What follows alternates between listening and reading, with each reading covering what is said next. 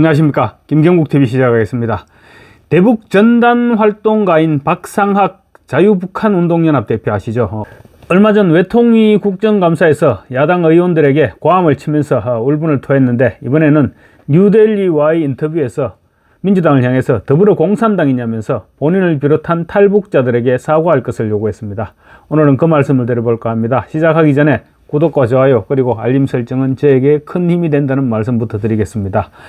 자유북한운동연합은 합법적인 사단법인입니다. 익명의 국민들에게 후원을 받아 운영합니다. 북한 주민들에게 김정은 체제의 진실을 알리고 외부 세계의 정보를 알리고 있을 뿐만 아니라 코로나19 때는 의약품을 보내는 인도주의적인 역할도 하고 있습니다. 물론 접경지역 주민들의 위험을 초래한다, 이런 반론도 있습니다. 그런 부분은 차치하고 지난 24일 국회 국정감사의 정인으로 불려나온 박상학 대표, 민주당 의원들로부터 범법자 취급을 받았습니다. 국정감사장에서 고함을 지르면서 분통을 터뜨리기도 했죠. 그러더니 뉴델리 인터뷰에서 더불어민주당은 더불어공산당이냐 이렇게 목소리를 높였습니다. 자기는 죽을 각오를 하면서 자유를 찾아서 북한에서 탈출해서 북한 김정은 정권을 몰락시키기 위해서 대북 전단 활동을 하고 있는데, 돈벌이 행위를 하고 있다더니 범법자가 아니냐 이런 취급을 받은 데 대해서 분노가 폭발했던 것입니다. 북한의 핵미사일 위협이나 오물풍선 살포에는 한마디도 못하면서 탈북자들을 반역자 취급하는데 참을 수 없었다고 합니다. 사실 과거 임수경 같은 일부 민주당 의원들은 탈북자들을 향해서 배신자, 반역자라고 손가락질을 했던 것도 사실이고, 또 지금도 민주당 내에서는 탈북자들을 보는 시각이 많이 비판적인 것은 사실이죠.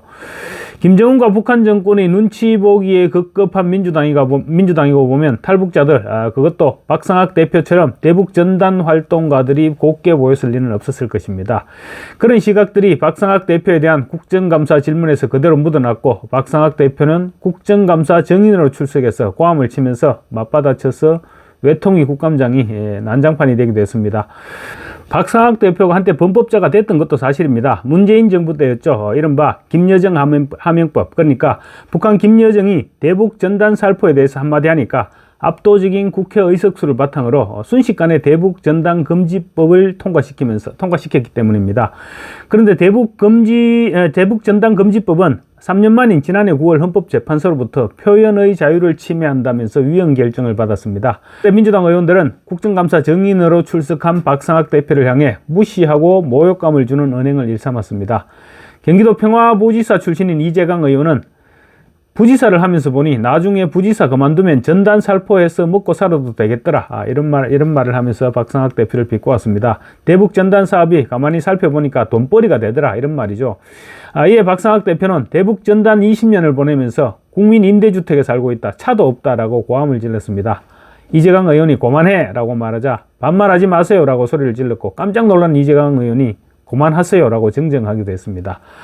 기본적으로 탈북자를 아랫사람처럼 생각하고 있는 속내를 드러냈던 것이죠. 전단 풍선 하나에 돈이 얼마가 들어가느냐 이렇게 묻기도 했습니다. 그러자 박상학 대표 속이 좀 꼬였던 것 같습니다. 영업 비밀이라서 말할 수 없다고 대받았습니다. 중간중간에 진한 북한 사투리로 손가락질을 하지 마시라, 모욕하지 마시라 라고 고함치기도 해서 야당 의원들을 깜짝 놀라게 했습니다.